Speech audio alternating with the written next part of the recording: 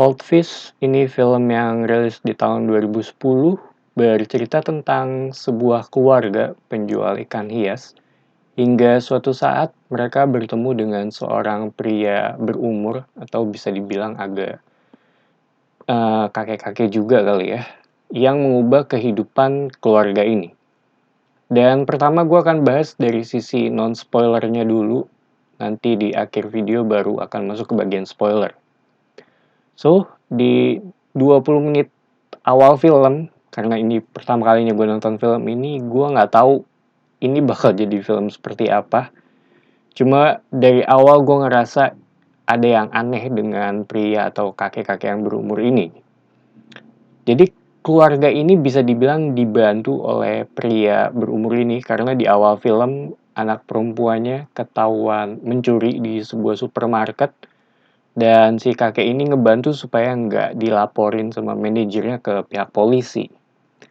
Singkatnya, kakek ini juga ternyata memiliki bisnis yang sama dengan keluarganya, yaitu menjual ikan hias, cuma dari sisi skala dia lebih besar. Dan entah kenapa, secara mungkin agak aneh juga si kakek ini menawarkan pekerjaan untuk anak perempuannya ini untuk bekerja di sana. Kurang lebih itu sih yang terjadi di 20 menit awal film. Dan sejak awal juga secara perlahan-lahan keluarga ini, lebih tepatnya si suaminya ya, atau karakter utama di film ini, dibawa ke ranah yang berbau kejahatan. Dan dia nggak bisa keluar atau nyangkut dalam crime ini karena si anaknya kerja dan tinggal di sana. Dan perlahan-lahan si pria berumur ini mulai mengontrol kehidupan si karakter utama di film ini. Dan buat gue ini salah satu film yang cukup berat untuk ditonton.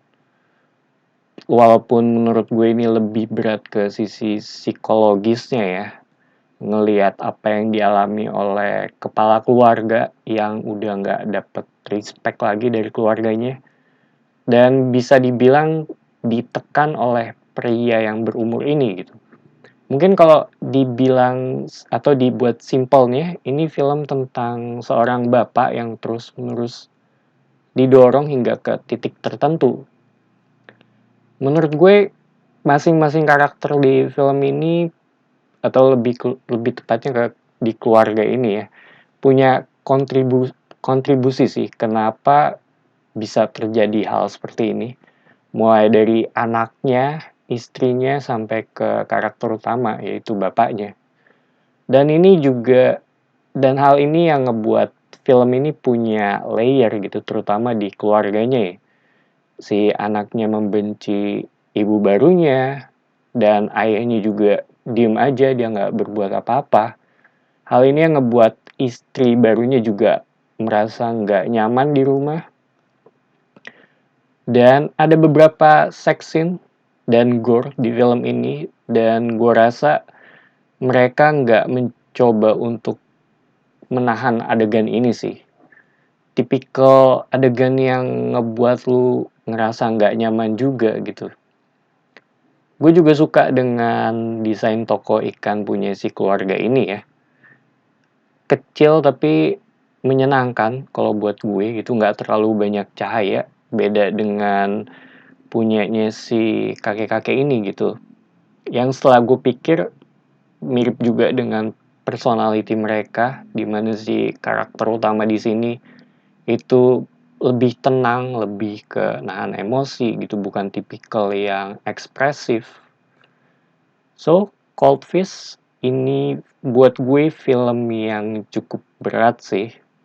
Ada kekerasan di sini, ada seks di sini, dan bisa dibilang salah satu film yang menunjukin seberapa mengerikannya manusia gitu.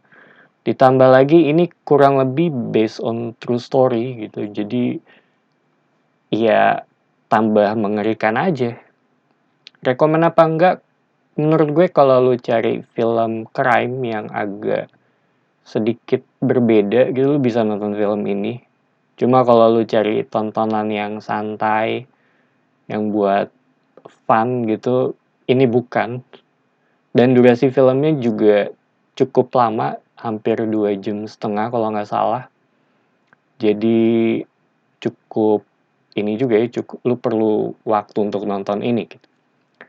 Kayak itu aja bagian dari sisi yang non spoiler, dan sekarang gue akan masuk ke spoilernya. Buat yang nonton bisa skip.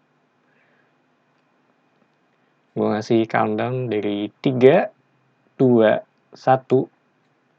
So, ini bagian spoiler, dan setelah gue tonton film ini, mungkin lebih ke, buat gue ini film yang what the fuck sih. Dan gue yakin bukan cuma gue doang yang bilang hal ini. Ngingetin gue dengan film Joker juga, dimana lu terus-terusan dipush dan dibully oleh hampir bisa dibilang semua orang di sekitarnya dia gitu, dan akhirnya pecah gitu. Di akhir film juga semuanya meninggal, cuma yang tersisa si anaknya yang bernama Mitsuko. Dan kayaknya si karakter utama ini juga di akhir film ya udah sadar juga sih kalau dia udah ngelewatin batas. Dia ngebunuh hampir semuanya, cuma nyisain si anaknya dia doang gitu. Dan dia bisa dibilang ke titik point of no return ya. Agak ironis sih sebenarnya gitu, karena di awal dia pengen memperbaiki keluarganya gitu. Tapi akhirnya malah dia sendiri yang menghancurkan semuanya. Kayaknya itu aja sih opini gue mengenai film Cold Fish. Ini film Jepang dan gue bisa dibilang cukup jarang juga nonton film Jepang.